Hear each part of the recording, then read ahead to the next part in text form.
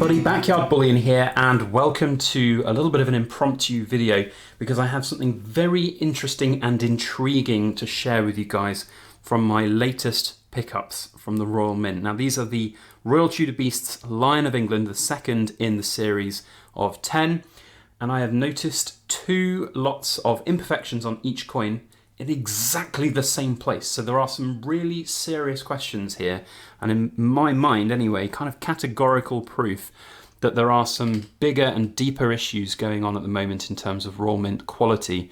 And that quality is perhaps starting right at the very start when the coin is struck, and that's, I think, the most concerning thing at all. We've been quite glib about just blaming the quality control department or quality control along the way of the coin's life, but this now, I think, is an important topic to really stress.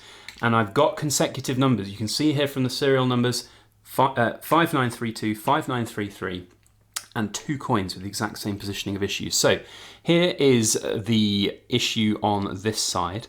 And if you can just about see with the lighting, there's a break in the frosting on the lion's arm there. So you can see it's quite a distinctive break. It is obvious to the naked eye as well, just a bit awkward with the light angles here, but there we go, that's a good angle to get it there.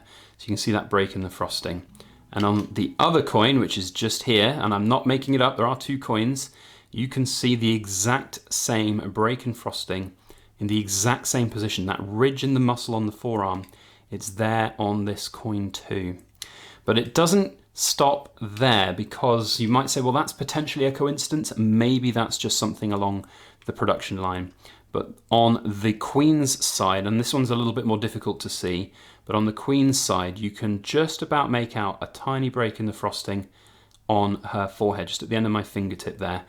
It's very small, but it is there. That one's a lot more difficult to see with the naked eye, but it is there. And on the other coin, the exact same mark in the exact same position. So that is really interesting, because that means that there was an issue on both sides of the die on this particular production run. Now I would be fascinated to see if there are any other serial numbers around the 5933 area that have the exact same markings. There must be, because these are most definitively mint production errors from the dies, not from handling later down the line. It would be 1 in a trillion chance for the exact same shaped frosting break on the arm of the lion to happen down the line through handling or through, I don't know, movement on a conveyor belt or whatever whatever happens on a production line with the Royal Mint. That is next to impossible. And then for it to also happen in the exact same place on the opposite side of the coin, on the Queen's head there, again, next to impossible. So I honestly think there are a lot of questions to be answered here about this process. Now, I also don't know the ins and outs of the Royal Mint's kind of quality control process when coins are made, but one would hope and expect, and I'd say probably more expect than hope, that there is some kind of camera system that would look at coins that are struck and be able to identify whether there are any issues on coins. Now that has a couple of ramifications if such a system exists. It's either not picking up these issues, so it's not fit for purpose, or it is picking up those issues, but it's deeming it acceptable still to move on through the process. Now, some might say one small little defect like this on there, is that acceptable? And there might well be people who will say, yes, that is acceptable. But in my opinion, for a frosting break of this size on the front of the lion, right in the center of the forearm, that is not acceptable. And it's not even hard to see either. It's very obvious to the naked eye. So that is, I think, the biggest question to me, that their systems, if there are any in place, are not fit for purpose, or they're miscalibrated, or the general ethos is, that one will do, when it really shouldn't. That then leads on to a slightly more, well, I don't know if it's slightly more concerning or if it's just as concerning, but it also says to me that at no point down the production line are these coins physically examined and looked at by the naked eye. Because a camera on a computer system looking at things can do an awful lot, but at a certain angle, if the coin is only looked at a certain angle, perhaps certain things are not visible. However, you can still see this one's very visible just from the naked eye there. But the one on this side is very hard to see with one particular angle. So at no point is there, in my mind anyway, a process by which somebody is picking up the coin and examining it and going, oh, look, right, easy seen that one, that's got a break in the frosting, that one needs to go in the bin, remelt it, get it struck again. I don't think that's happening. I don't think that's happening at all.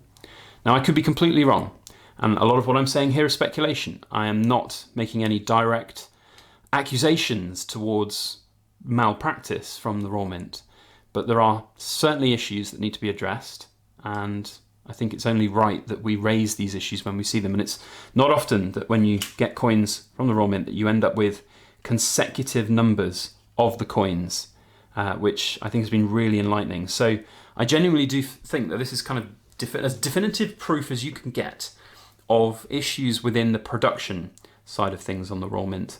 And that, in my mind, is quite worrying and quite concerning. And the variation of quality, I think, as well, because I have seen some other people release videos and photos on social media of these coins with even bigger issues, bigger dents and scratches and breaks and frosting than I've got. So yeah, interesting. And I would love to know what is going on. And I don't know if we'd ever be able to have kind of a formal statement from the Raw Mint in reply to this, but if anybody from the Raw Mint needs to or wants to reach out to make a public, I guess, statement in regards to what we're seeing here on these two particular coins, then you guys at the Raw Mint, you know how to contact me. There's details down in the description box all the time. It's not difficult, so please get in touch if you want to communicate out some kind of formal statement about this, or even appear for, well, not appear, but do a Zoom call for an interview or something.